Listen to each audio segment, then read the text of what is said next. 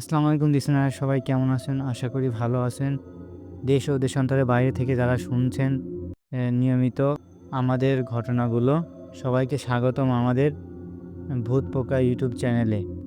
আপনাদের আশেপাশে যদি কোনো ভয়ের ঘটনা ঘটে থাকে তাহলে অবশ্যই আমাদেরকে শেয়ার করবেন। আমাদেরকে শেয়ার করতে হলে অবশ্যই আপনাকে ইমেইলের মাধ্যমে শেয়ার করতে হবে।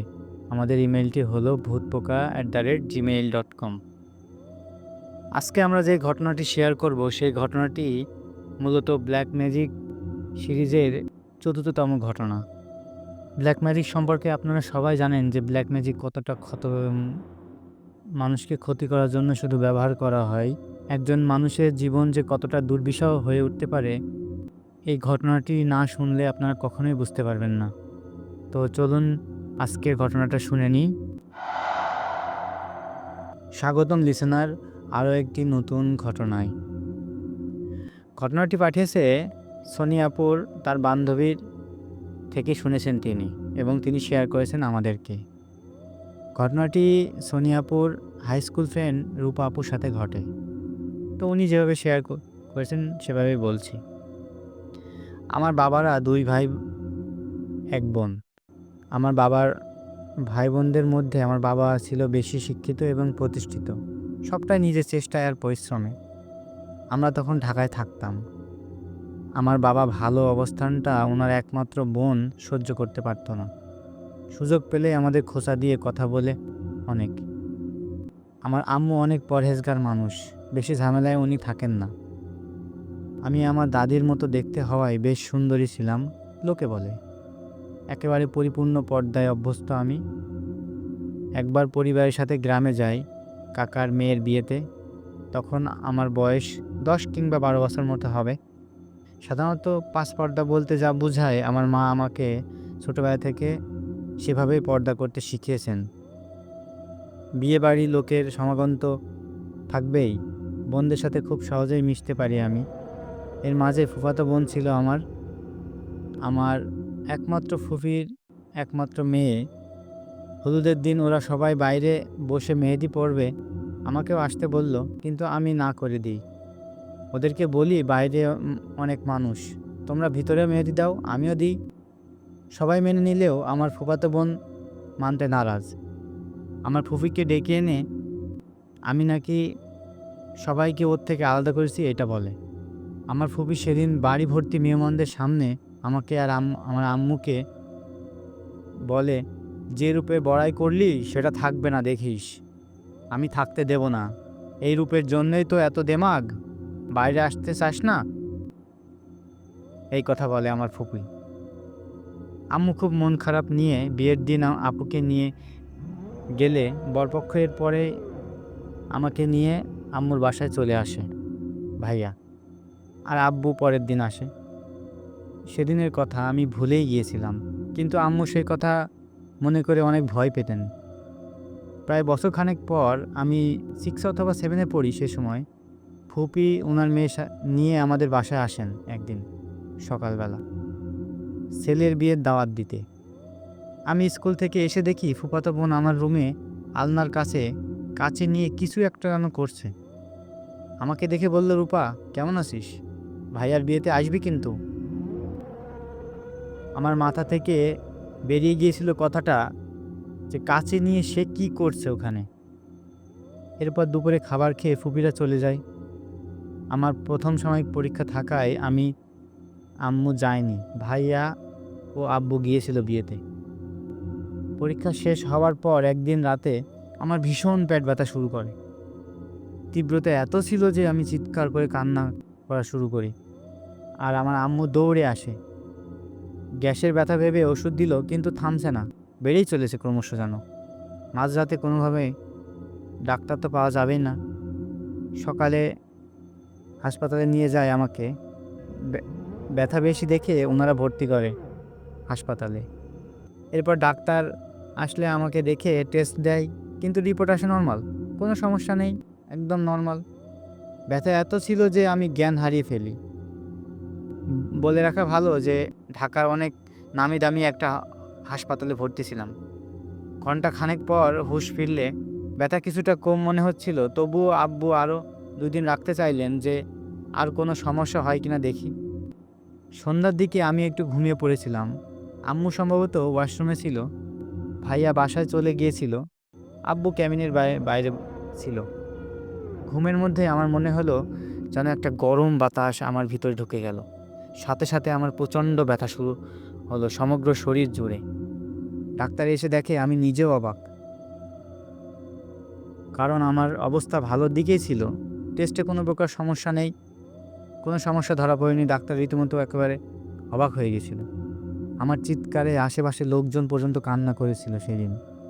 একজন নার্স ছিলেন, ওনার বাড়ি হেমনা, কুমিল্লার একটা উপজেলায়। তিনি আমার আম্মুকে বলেন, আপা আমার কাছে মনে হচ্ছে সমস্যা অন্য কোথাও। আপনারা বাসায় নিয়ে যান, আর পারলে কোনো একটা হুজুর দেখান।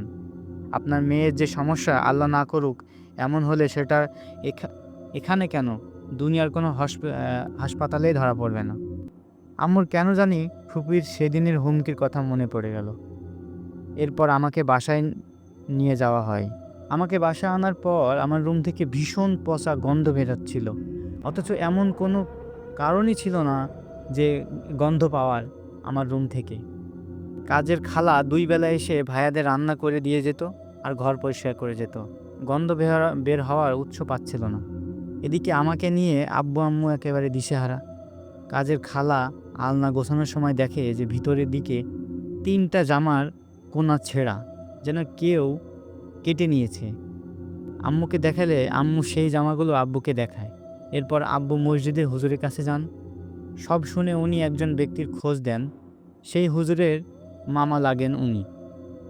জামাল হুজুর নামে ওনাকে সবাই চিনে। বেশ বয়স হয়ে গেছে ওনার।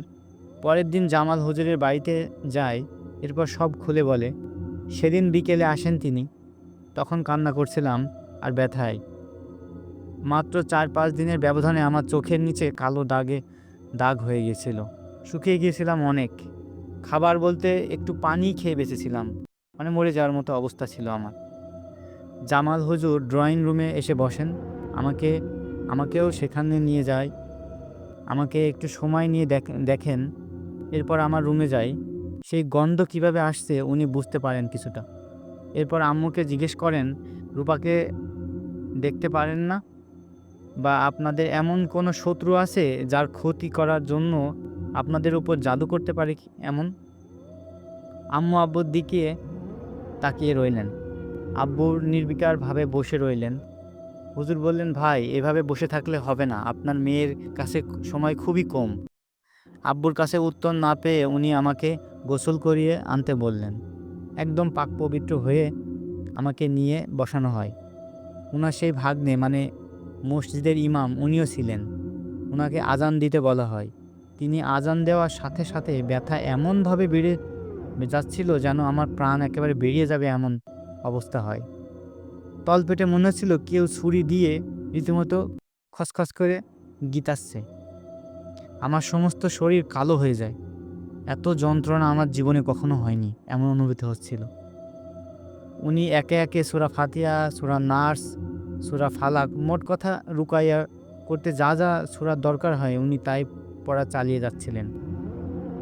উনি আমার একটা হাত ধরে রেখে সূরাগুলো পড়ছিলেন। আব্বু আম্মুকে বলেন, আপনারা কিছুক্ষণের জন্য অন্য রুমে যান, আপনার মেয়ের কিচ্ছু হবে না। আব্বু আম্মুকে যখন ভিতরে আসতে বলে তখন যা বলে, আব্বু একেবারে কেঁদে উঠলেন শুনে। আমার ফুপি এই কাজ করেছিলেন নাকি আমার ফুপি কালো জাদু করেছে আমার উপরে। বিয়ের দাওয়াতের নাম ধরে বাসায় এসে আমার জামার অংশ কেটে নিয়ে যায় সেদিন। চিরুনিতে থাকা চুল নিয়ে যায়। সেগুলো নিয়ে উনি কালো জাদু করেন। বিশ্বাস করেন আব্বু অনেক ভেঙে পড়ছিলেন উনার বোনের এমন কাজে। আম্মু বলছিল, সাইফের আব্বু, তোমার বোনের এমন কাজের জন্য আমি আমার মেয়েকে হারিয়ে ফেলতে পারতাম। এর বিচার তুমি করো। এরপর সেই জামাল হুজুর 2 দিন উনার ভাগ্নের সাথে থেকে আমার রুকাইয়া করায়। এই 2টা দিন আমি খুব কষ্ট পেয়েছি। আমার কাকাদের ফোন করে সবটা বলেন আমার আব্বু। সবাই ফুপুকে অনেক কথা শোনায়। সুস্থ হতে বেশ সময় লেগেছিল আমার। প্রায় ১ সপ্তাহ ধকল মনে হচ্ছিল ৭ বছর ধরে আমি অসুস্থ। আমি প্রায় ১ মাসের কাছাকাছি হয়ে যাবে সোজা হয়ে দাঁড়াতে পারিনি। ঘুমাতে গেলেই কষ্ট হতো অনেক। জামাল হুজুর বলেন, "যত তাড়াতাড়ি সম্ভব এই বাসা ছেড়ে দেন, নয়তো আবার সমস্যা আসতে পারে।" এর মাঝে আব্বুর ট্রান্সফারের কথা চলছিল। কুমিল্লায় ট্রান্সফার হয় আব্বুর। এরপর ওখানেই ভর্তি হই আমি। এরপর আর কোনোদিনও বা এখনো পর্যন্ত আমি ফুপির বাসায় যাইনি। আমরা কেউই না। কাকা পর্যন্ত যোগাযোগ রাখেনি তাদের সাথে। তো লিসেনার, এই ছিল ঘটনা। ঘটনাটি কেমন লেগেছে অবশ্যই জানাবেন।